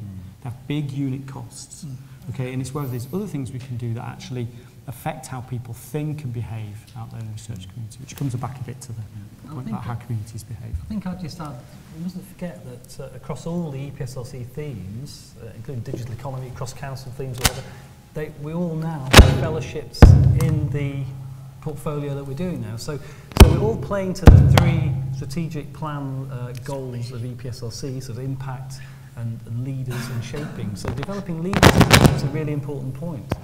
And so a couple of other things that we've done, I don't know if it's me or not, but someone's time.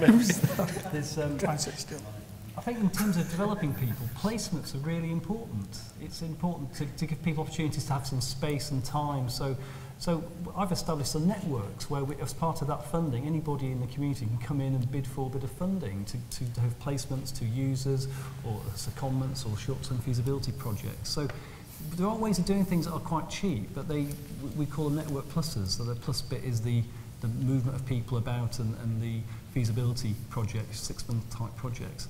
So we can do things, but they're little bits, and as Dave says, we do need the point of getting more funding into the basic areas of doing the EPSRC mission. Okay, thank you. Other questions? Robert.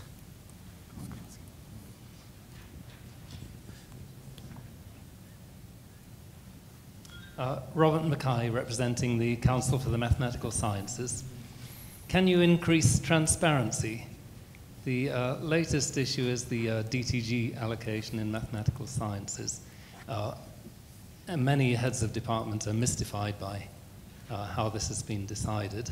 And I think it's very important, not just for the mathematical sciences, but as this is a pilot program for the way that EPSRC will manage DTG across the board, that the methodology be made clearer. Dave or Leslie? So, yeah, what did you want to do? Yeah. I mean, the answer is yes, I would like everything to be as transparent as we possibly can. And with the Maths Doctoral Training Grant, and we had a discussion at CMS, about 3-4 weeks ago, on that. We provided the basis on which we produced an Aunt Sally list, but the way in which that list was allocated was a peer-reviewed list. It was that peer-review panel who looked at that and decided, in the end, the final shape of that doctoral training grant allocation. And I would prefer the majority of our funding to go out through a peer-reviewed mechanism, if at all possible.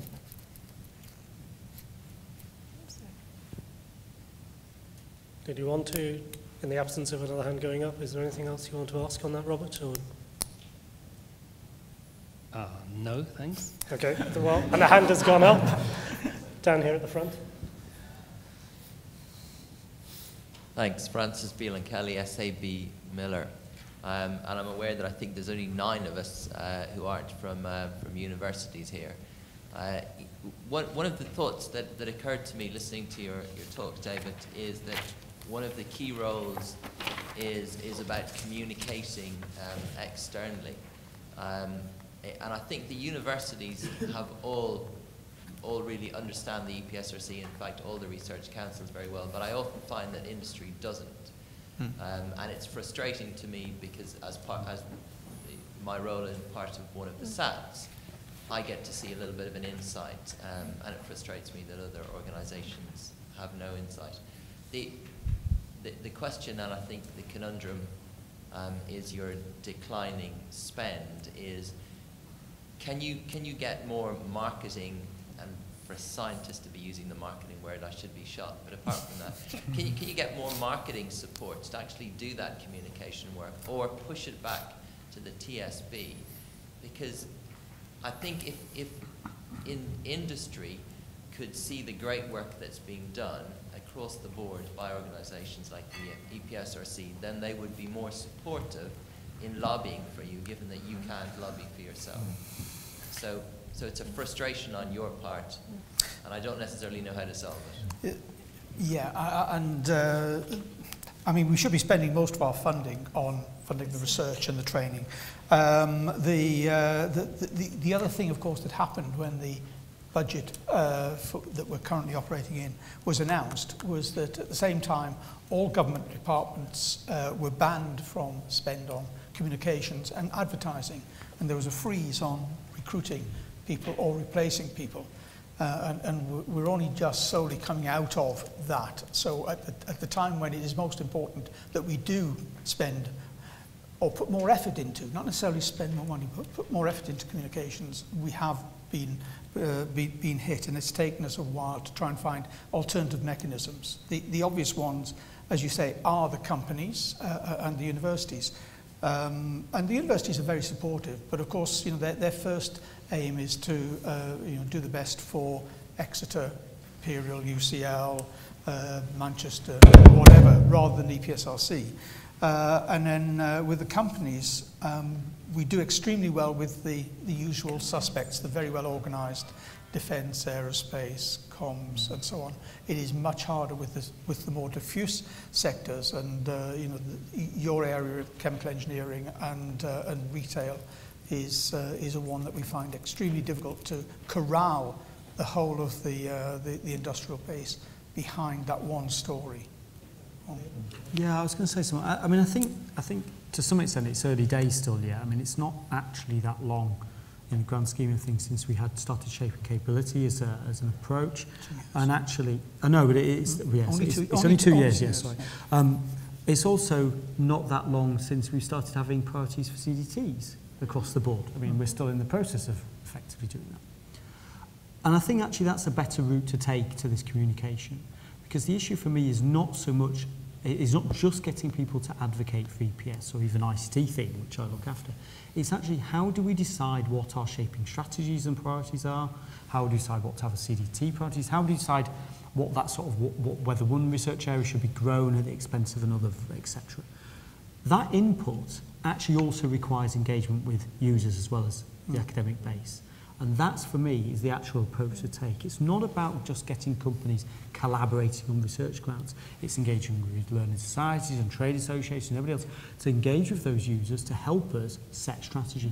Because the gravy effect, the added value you get, the extra, is the fact that they also understand us better and they will advocate for us better, if we presumably follow what they have advised and encouraged us to do. Yeah. Anyone else?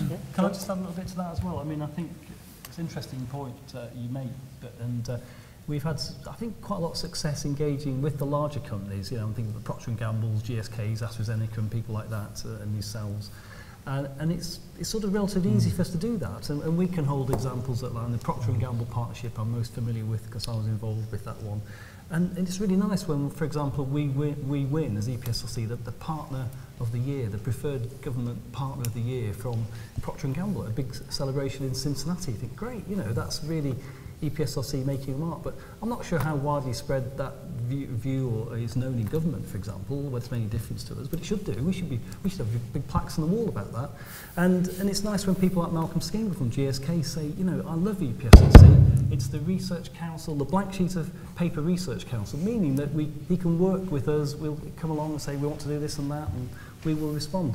We've got lots and lots of examples like that, and I don't think, without sort of bragging too much, our other research council colleagues have got that sort of user-centric focus, if you like, but we are, and it's good. And I see lots of examples in my current job in digital economy, very user-focused. So it's really good, and we've got good links with TSB. I think you made the point about trying to link a bit more with TSB.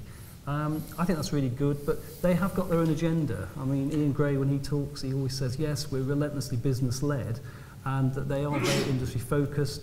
They run things like the knowledge transfer networks, and you know, we interact with them where we can. But it's almost like our resource issues are getting to the point where we can't perhaps put as much into the sectors as we'd perhaps like to. And I think it's a hard one. So whatever advocacy and marketing you can help us with, and little sound bites, that they really count. You know, people say, well, we would say that, but if you say, yes, EPSRC is good, we've done this and that with them, so that counts for 1,000 times. I'll come back to Liam, then I have a thought that I might add as well. I'll be quick. I think the other thing to remember here as well is that, of course, a lot of EPSRC's activities in what might be described as research capability. An awful lot of the grants and training is in that zone, and I think that is an important distinction that we have to remember here. A lot of what TSB does actually is with existing industry, with well-established sort of disciplines, etc. We're also talking about funding capability, which will be for new industry, for new markets, etc. And also on a much longer timescale, we're talking about capability which helps the UK as a nation, actually, for quite a long time. It's worth, and that's actually some of the difficulty, I think, when we engage with these smaller companies, is actually getting their input to help us on strategy, which will affect that long term. Well, I suppose one thing I was going to add, just taking my convener hat off and putting my engineering hat on. Many of you will know that one of the things we've done is worked with the Royal Academy of Engineering on the Global Challenges Summit. And I mean, the summit is possibly incidental, but in answer to your question, the other way of building advocacy is leveraging the resources and the profile and the meaningful partnership of other stakeholder organisations. And that's where that model has worked quite well. I mean, taking Dave's point that we're not just here to advocate a particular discipline, it's about EPS. And perhaps there are people in this room that could help us with that, opening those sorts of doors in terms of the sort of profile that perhaps you're talking about. Okay, we have about 10 minutes to take other questions, comments, concerns. Or I could try to stump the panel with another question of my own. Don't you dare. Come on, I'm sure there cannot be. David, David Wallace. I don't know whether there is any very much more one can say, but do we actually understand what the expectations of Willits and the Treasury are in terms of the case that we might make? And is that not better getting to the heart of it, that we need to find out, I mean, two things, maybe, this isn't about lobbying, but it's find out what will actually make the difference for them, I think is my point. Yeah. I mean, let me stick my oar in, because as Research Council CEOs, we meet with David Willits about every 6 weeks, together with Ian Gray from TSB, usually David Sweeney from HEFCE, but sometimes Alan Langlands, the head of the Space Agency. And I would say that David Willits is very realistic. He knows exactly what he wants and is very supportive of that longer-term vision for the underpinning research base. But he is also a pragmatic politician, and he will say to me, or he'll say to us as a group, he goes into Treasury and he is bidding for additional funds for the research base. He's competing against Department for Transport, who are bidding for another 50 miles of motorway. And they will make a specific case that this 50 miles corresponds to 10,000 construction jobs, the building of new industry in X, Y, or Z, and therefore a straightforward calculation of gross value added and return to the economy. Now, Treasury are not unsympathetic to the fact that it isn't as easy to do a GVA calculation. But when they're comparing multiple cases from 17 different departments, he needs some sort of evidence which he can put up against the bid for a new district general hospital, miles of motorway, you know, a new aircraft carrier from the MOD or whatever. And so, you know, he's very pragmatic. He says, I need that evidence. And only you, the research base and research councils, can provide that evidence. The abstract long-term, you know, you'll gain your benefit in 20 years' time, believe me, doesn't work, or it's very hard for him to go in and bat on the basis of that bit of evidence. Do you want to come back, David, briefly? I mean, we must presumably draw on, we've talked about other people speaking on our behalf, because we would say that anyway, wouldn't we? So I think industry, I'd go to hedge fund managers actually, and they would talk about the potential that they would see and where they've invested in physics-based, for example. So it's getting other people to talk, and of course the international comparisons, but I'm sure you're onto all of that. Yeah. Back there, and then we'll come to you. I'm Mike Payne from Cambridge. I mean, just echoing that, I think for a very long time we've been very poor, particularly in physics, where of course a lot of people leave the discipline to really follow them and see the wealth creation that they generate. I think there's a lot of things that we really just haven't tracked. And the thing is, yes, it takes a lot of effort, and generally you need to, you know, spend money on finding out these stories. But, you know, it has been said occasionally, you know, the thing we really produce is people, yet it seems that's the one thing we can't put into ref statements. And I think you have the same potential problem, simply because we haven't got the documented figures to show equally the impact of all the training that EPSRC has done. And I think, you know, that is something that really, really needs to be addressed.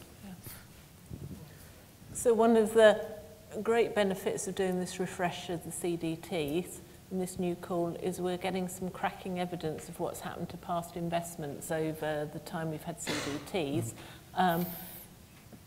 Now universities are getting better at realising there's value to their alumni. We're also getting some very interesting data back from particular universities who are tracking people that have been through their system through alumni. But it's just hard work working out which organisations have got those structures. But I think we are starting to make some progress. Rather than having to do the whole thing globally, picking out and asking specific questions, and that information is now coming back, and it's looking really encouraging. A recent university went through their alumni set. The data was just stonking for PhDs. So if you've got that sort of databases, we'd love to hear about it, because quite often it's only the supervisor that keeps that relationship going, and that's hard. Yeah, I mean, it's the data collection problem, as you say, it's in many different sources. We do, of course, have to be very, very careful that when Oxford analysed future earnings potentials, one of the subjects that came out top was classics, of course. No, we don't need to back PPE anymore. I think the other thing, while the microphone's going, the other thing I would say is that we've also got to be careful that the skills and the people we train is our biggest single impact. But the problem is the skills agenda has been hijacked. Skills equals apprenticeships. And we've got to make the argument for the high value skills that we produce through PhDs. We almost need another word than skills. It's a bit like the old nanotechnology, nanoscience word. It's been hijacked. Greg Tallants, University of York. I was just wondering about the role of the EPSRC in engaging with other research councils, particularly STFC, particularly in the lobbying area. It would seem that STFC is doing quite a lot of physics, for example, which overlaps, and particularly in my area, we need both EPSRC and STFC support. So it's almost like a sort of unnatural division in some ways. I just wonder what the thoughts were about where that's going to go in the future and what's been happening. Okay, so we work in partnership with STFC like we do with all other councils where it's appropriate to the science and the outcomes we're trying to deliver. So I can think of numerous cases where we've done things together with STFC, but we do it with all the other councils. A bit of a challenge for us, but it's a great place to be. actually we touch all other councils because EPS underpins and works with everything else. That's good, but it's a challenge of managing interfaces, which always take more time. What the future holds, we'll wait and see what the triennial review holds, and that's in the hands of the triennial review team, not anybody particularly in EPS. I work for SERC, so I've seen things come and go. You've still got to have people who work to make sure that UK science is delivered well. And EPS is doing very well internationally. And we work well with industry as well. So I think it's a great case. Thank you. We have time for one final question.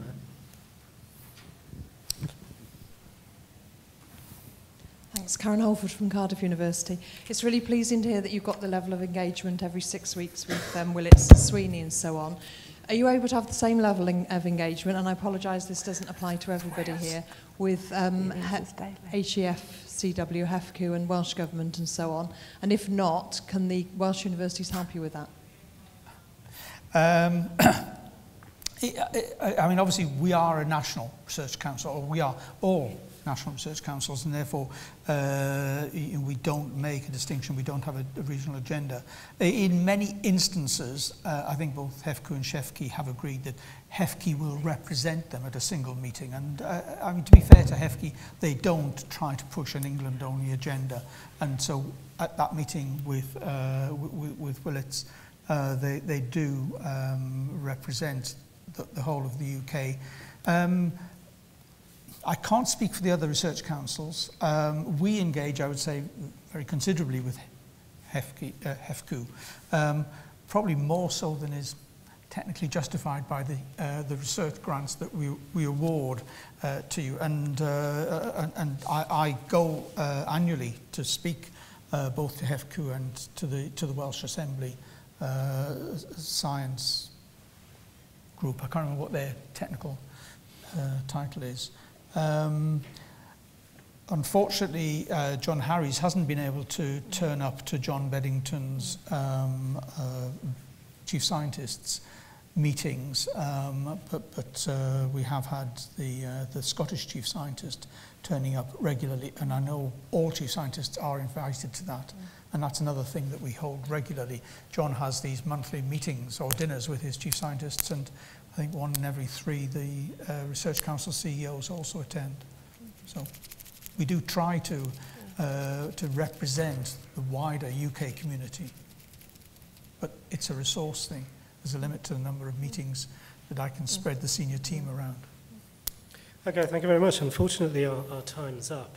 So thank you to the panel. Just a reminder that this will hopefully become an online resource.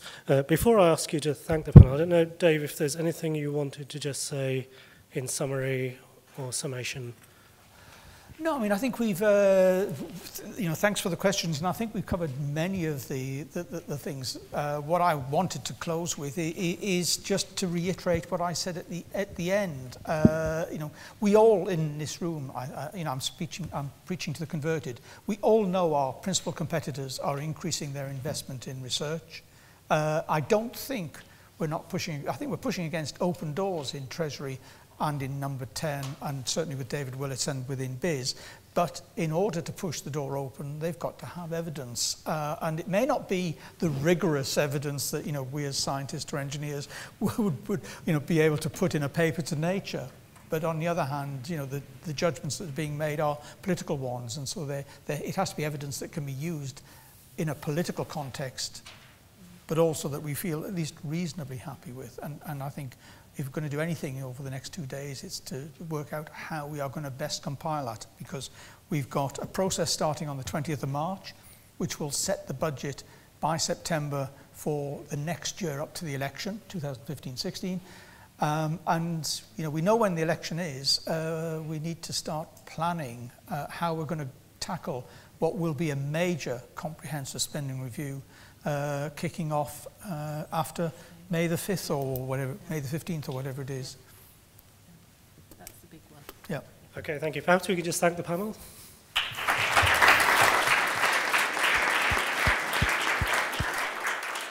So we now have a break, and I think we reconvene at 4:30.